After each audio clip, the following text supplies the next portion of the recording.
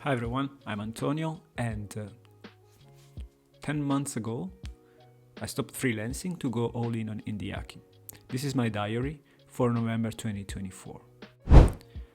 I got into the habit of starting right now every month with a list of activities that I want to get done by the end of the month. And for November 2024 I had the two main goals: to get three or more paying users for Xtopics, and to get more traffic to my Gumroad page. Xtopics is my software as a service, and on Gumroad I published my Soccrbets in books. Data Freelance, this is a new project. 1 year ago I wrote a blog post that I also linked on Reddit. And this blog post talked about my experience as a data freelancer.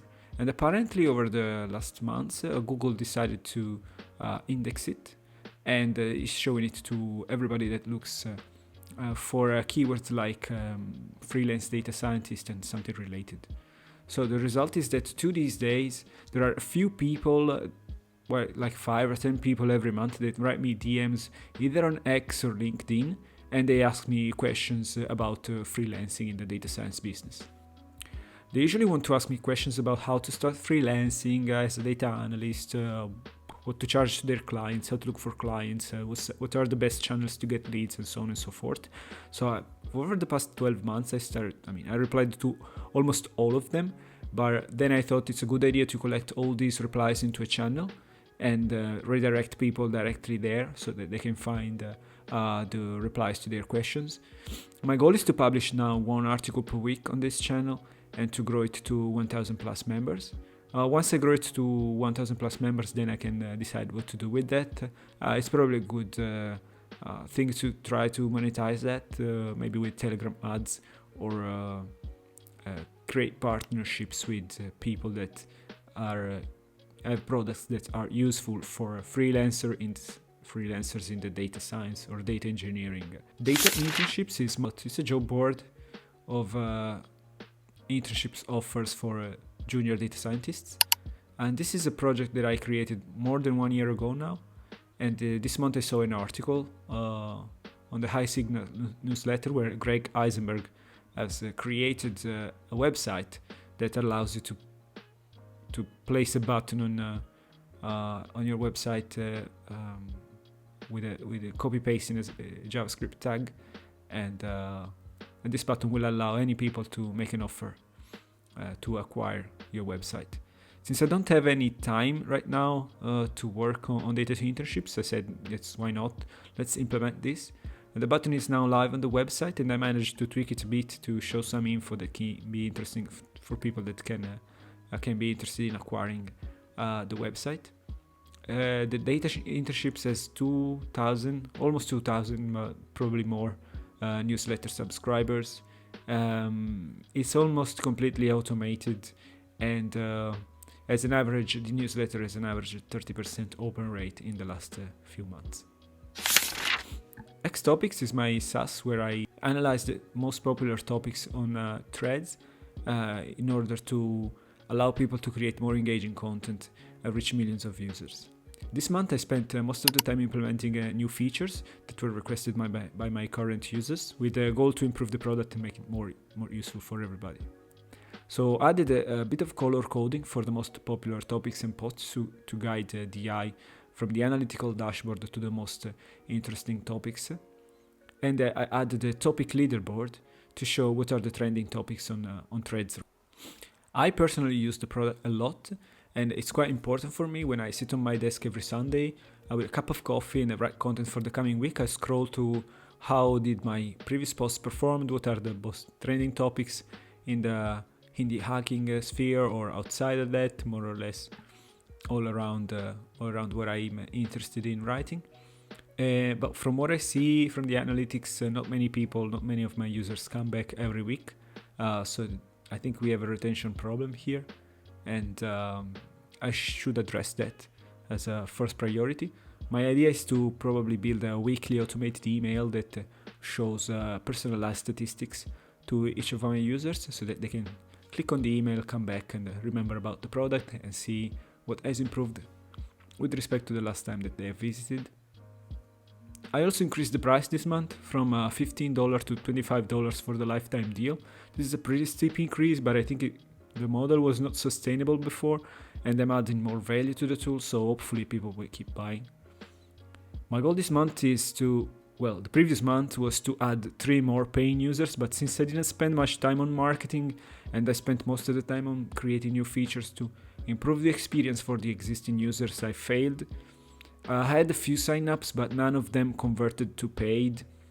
So November was the first month when I didn't acquire new paying users after the launch, and now it's probably time to stop building features and focus again on the marketing the project and find a marketing channel that will consistently bring new users every month. And that marketing channel could be Threads itself. Soccrbets, I called Soccrbets a series of product around my books that I published about data science applied to soccer betting. I published the first book in 2020, and since then I published 2 more books, both on Gumroad and on Amazon KDP.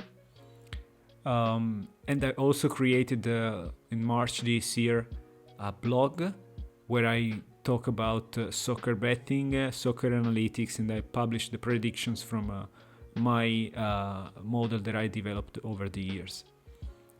This month I worked on improving the existing automation to reduce the manual effort of writing articles and creating predictions, and I've also managed to automate more stuff than it was before, and the only manual thing that is left for me is to post predictions on various subreddits.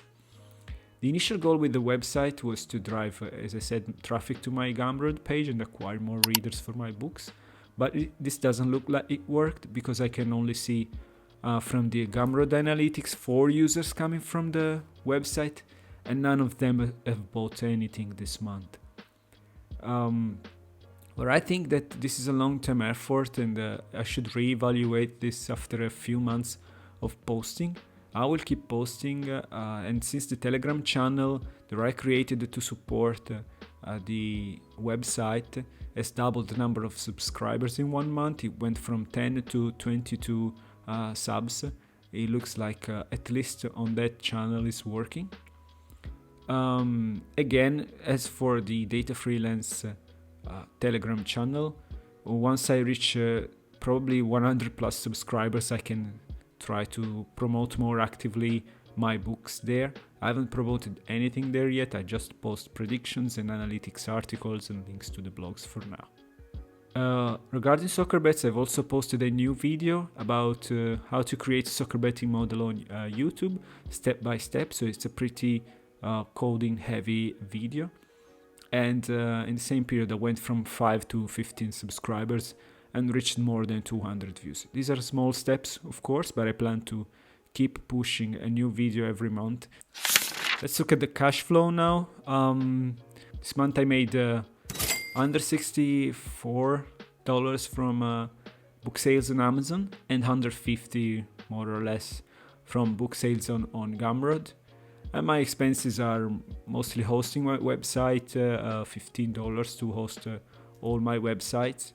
And then Twitter Blue and Hugging Face for hosting my LLM models for Xtopics. In total, if taking into account income and expenses, I'm up $287.63 this month. It's a bit of a jump in revenue with respect to October, and it's certainly due to the Black Friday deals on my books. I advertised the deal on several online directories and GitHub.